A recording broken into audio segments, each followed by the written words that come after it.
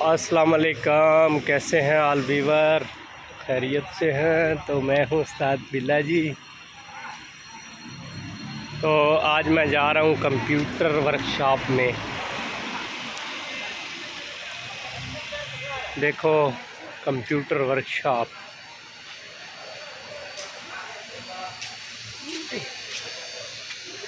गाड़ी को टंगो टाणी किया हुआ है।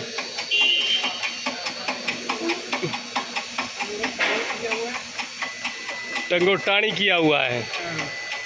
पंजाबी जी कहते हैं ना, टंगो टाणी कर खिनोई कोई टंगो टाणी।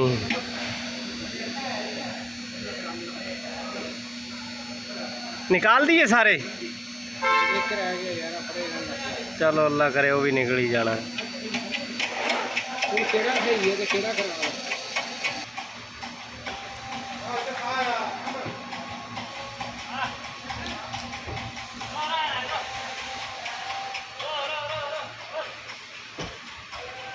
काफ़ी खूबसूरत है वर्कशॉप, और ये काफ़ी खूब है शहर। तो अब हो गया नमाज का वक़्त, तो यहाँ पे वीडियो करता हूँ एंड। अगर हमारी वीडियो अच्छी लगे तो हमारे चैनल को सब्सक्राइब ज़रूर करें, सब्सक्राइब करना ना भूलें। तो अल्लाह हाफिज़।